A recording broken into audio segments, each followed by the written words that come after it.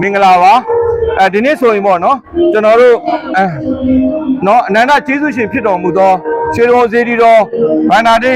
ဘောဘကအဖွဲ့ကြီးဩဝါဒစီယအက္ကမပဏိတနိုင်ငံတော်ဩဝါဒစီယအဘိဓဇမဟာရတ္တဒုက္ခရုအင်းစိန်ရွာမပရိယတ္တိစာသင်တိုက်ကြီးရဲ့အဓိပတိမဟာနာယကတတ်တော်ရှင်ဆရာတော်ဘုရားကြီးဗတ္တနာတိလောကဘိဝန္တတက်တော်89နှစ်ပြည့်မွေးနေ့မင်္ဂလာအခမ်းအနားဖြစ်ပါတယ်ခင်ဗျာဟုတ်ကဲ့ဒီမင်္ဂလာအခမ်းအနားမှာတက်တော်ရှင်เนาะအင်းစိန်ရောမဆရာတော်ဘုရားကြီး89နှစ်မွေးနေ့အလူမှာဒီနေ့သူ့ရဲ့မွေးနေ့လေးမှာဆရာတော်ဘုရားကြီးလှူဒန်းထားတဲ့အလူတွေကိုကျွန်တော်တို့အစီအစဉ်တကြလေးကျွန်တော်ရွတ်ပြပေးပါမယ်ဟုတ်ကဲ့ပါဒါကတော့ကျွန်တော်တို့ရဲ့လင်းလက်ခေါ်ကိုရန်ကြီးအောင်ညီလေးဖြစ်ပါတယ်ကျွန်တော်ကတော့လမ်းမတော်အမိုးစိတ်စီဖြစ်ပါတယ်ခင်ဗျာဟုတ်ကဲ့ညီလေးရေမိတ်ဆက်ပေးပါဦးမင်္ဂလာပါကျွန်တော်နာမည်ညံကြီးအောင်ပါကျွန်တော်ဒီစာပိုက်လေးကိုတစ်ချက်လောက်ဖတ်ပြခြင်းလို့ပါဟုတ်ကဲ့ပထမဆုံးအနေနဲ့မြတ်စွာဘုရားအားပန်းတည်တည်များစက္ကပ်လူရန်ခြင်းစကိုင်းတောင်ရိုးဇေဒီပထိုးများပြုပြင်မိုးမှန်ရန်အတွက်လူရန်ခြင်းမာတီငွေ320တက်တော်ရှိဆရာတော်ကြီးစရဘာတို့အားတပားလျင်10သိန်းကျပ်လူရန်ခြင်းဟုတ်ပါတယ်နောက်တစ်ခုဆရာတော်ကြီးဟာပညာရည်ကျွန်းစုအလူတော်နော်လှူဒန်းခြင်းလို့ကိုသိန်းပေါင်း200တော့280ကျော်ကိုလှူဒန်းထားပါတယ်ဒါအပြင်အင်းစိန်ရွာမပရိယတ္တိ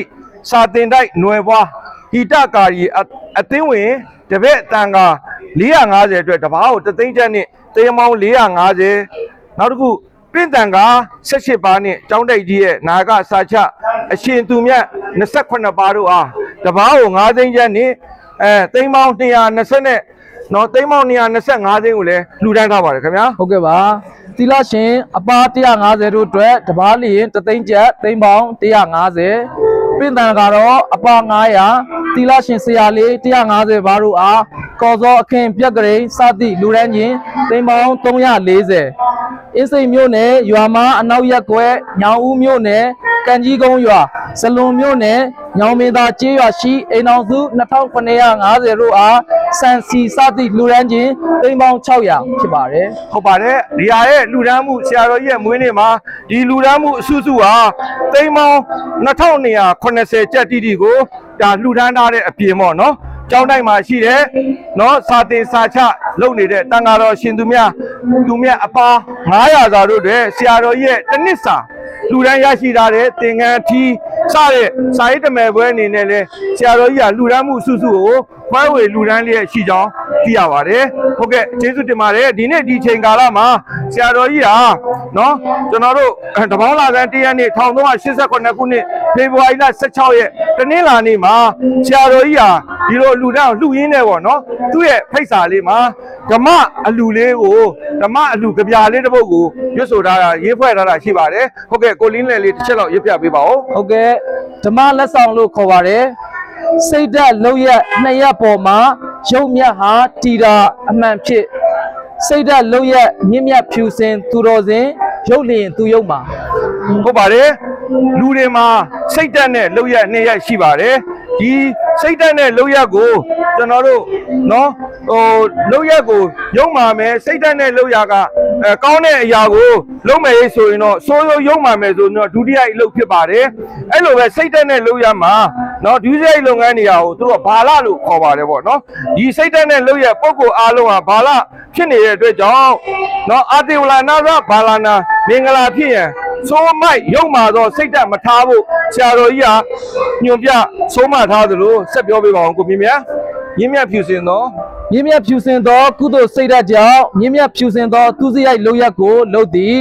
ရှင်မြင့်မြတ်ဖြူစင်သောသူစရိုက်လုံးရက်ကိုလှုပ်သူသည်ပန္တိတမြည်သည်ရင်းတို့ဖြစ်လျင်ရင်းသည်စိတ်ဓာတ်လုံးရက်ပုဂ္ဂိုလ်အားလုံးပန္တိတပင်ဖြစ်သည်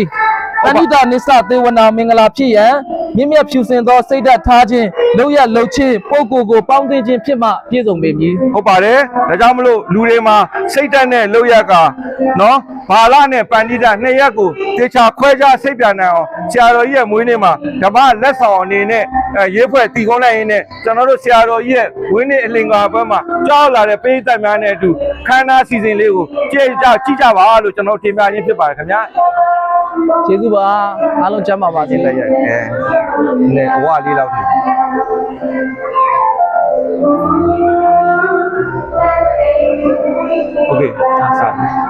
OK ရနော်